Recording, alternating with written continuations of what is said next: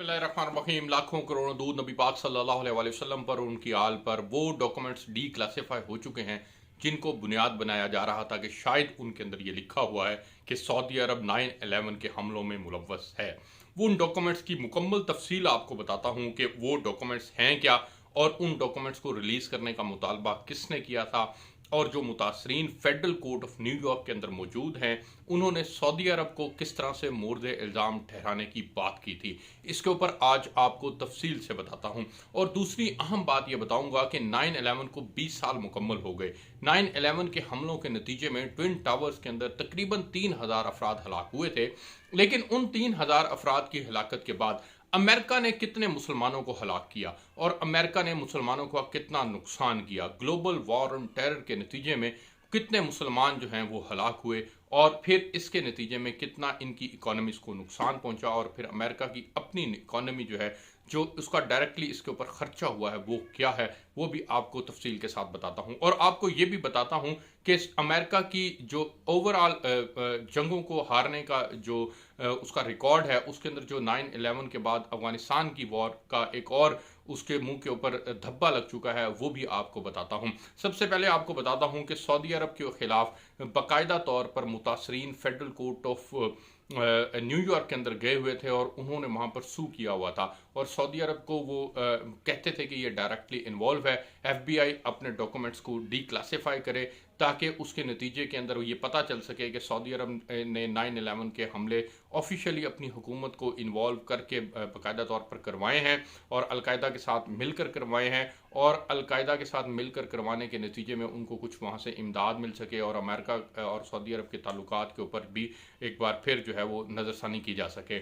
लेकिन ये जब सदर जो बाइडन से इसका मुतालबा किया गया और फिर सदर जो बाइडन ने उसके अहकामात भी दे दिए कि एफबीआई इसके ऊपर काम करे और इन डॉक्यूमेंट्स को डी क्लासीफाई कर दे। 16 सफ़ात के ऊपर मुश्तमिल ये डॉक्यूमेंट्स हैं जिनको डी क्लासीफाई कर दिया गया है और उन डॉक्यूमेंट्स के अंदर ये बाकायदा तौर पर लिखा हुआ है कि सऊदी अरब का डायरेक्टली कोई कनेक्शन इस तमाम हमलों से साबित नहीं हो सका। ये एक बहुत बड़ी और खुशाइंद बात है। सऊदी अरब इससे पहले भी कहता रहा है कि हमारा इन हमलों के अंदर कोई ताल्लुक नहीं है, सऊदी हुकूमत का कोई डायरेक्टली लिंक नहीं है, लेकिन इसके बावजूद वहाँ के जो मुतासरीन थे उन्होंने सू किया हुआ था और अब बाकायदा तौर पर ये एफबीआई के डॉक्यूमेंट्स ने साबित कर दिया है कि सऊदी हुकूमत का इन हमलों से कोई ताल्लुक नहीं था। वहाँ पर वाशिंगटन के अंदर मौजूद जो सऊदी एम्बेसडर थे वो भी मुसलसल ये मुतालबा करते रहे थे कि एफबीआई अपने डॉक्यूमेंट्स को रिलीज़ कर दे, डी क्लासीफाई कर दे और फिर वो डी क्लासीफाई हो चुके हैं और सऊदी अरब का कोई ताल्लुक साबित नहीं हो सका। अब मैं आपको बताता हूँ कि 3000 अफराद की हलाकत के बाद अब जो अमेरिका ने किया सिर्फ अफगानिस्तान के अंदर वो 20 साल की कहानी मुहित है और इनकी शिकस्त के ऊपर नीचे जो वाकयात हैं वो आपके साथ शेयर करता हूँ। 20 सालों के अंदर अमेरिका ने सिर्फ अफगानिस्तान के अंदर 1.5 लाख अफराद को हलाक किया। इन 1.5 लाख अफराद के अंदर फॉरेन ट्रूप्स जो थे वो नेटो के और अमेरिका के मिलाकर वो तकरीबन 4000 बनते हैं, 3850 बनते हैं। अफगान फोर्सेस तकरीबन 66,000 अफराद जो हैं वो हलाक हुए, तालिबान के तकरीबन 51,000 अफराद हलाक हुए और सिविलियंस तकरीबन 47,245 के करीब हलाक हुए। ये अमेरिका के डॉक्यूमेंट से मैं आपको डाटा बता रहा हूँ। जो इसके अलावा तादाद है जो अमेरिका ने तो बाकायदा तौर पर ना मसाजिद को छोड़ा, ना अमेरिका ने मदारिस को छोड़ा, ना अमेरिका ने तकरीबात को छोड़ा, ना अमेरिका ने शादी के फंक्शंस को छोड़ा, अमेरिका ने ना कोई प्रोटेस्ट छोड़ा जहां पर अमेरिका ने हमला ना किया हो। अमेरिका ने हर जगह हमला किया जहां पर उसको लगा कि यहाँ पर उसको हमला करना चाहिए और उसको एयर स्ट्राइक्स करने में और दीगर हमला करने में उसको कोई रोक टोक नहीं थी। हाँ, उसने अपनी कठपुतली हुकूमत बैठाई हुई थी और वो बाकायदा तौर पर हमले करते थे। लेकिन इन हमलों के नतीजे के अंदर जो अमेरिकन डॉक्यूमेंट्स कहते हैं वो ये कि 1.5 लाख अफराद जो हैं वो हलाक हुए।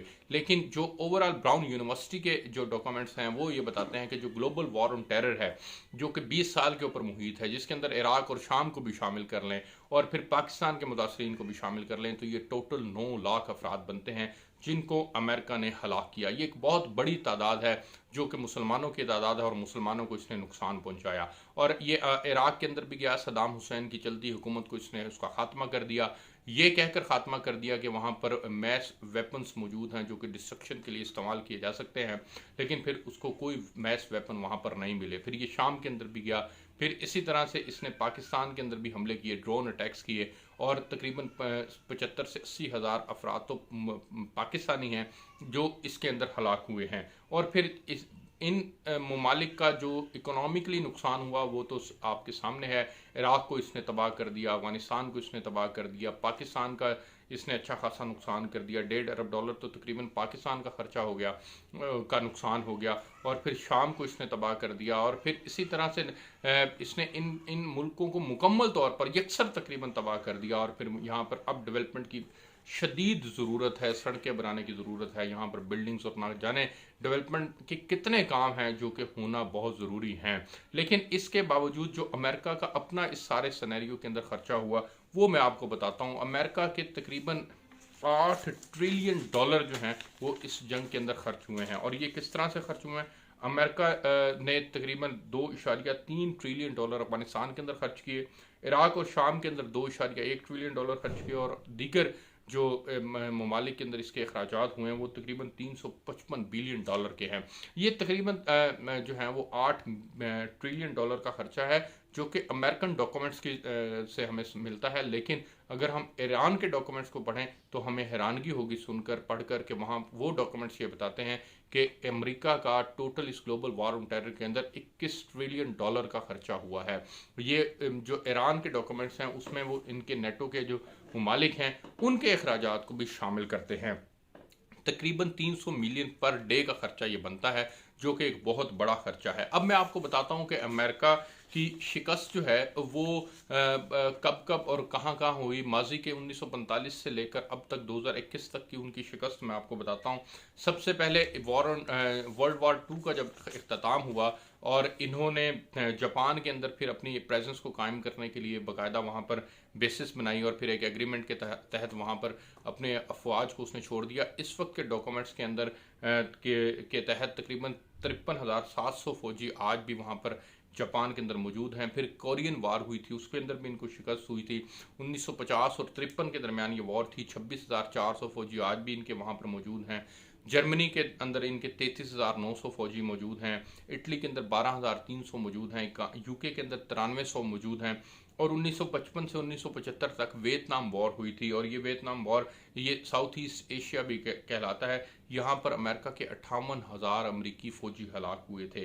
1990 اور 91 کے دوران عراق کویت وار ہوئی تھی جس میں امریکہ نے اپنے فوجی اتار دیے تھے، اور پھر بعد میں اس کو جان چھڑانا مشکل ہو گئی تھی۔ پھر انہوں نے خود ہی سیز فائر کر دیا، اور پھر امریکن پریزیڈنٹ کے بعد پھر یونائٹڈ نیشن سے بھی سیز فائر کروایا گیا۔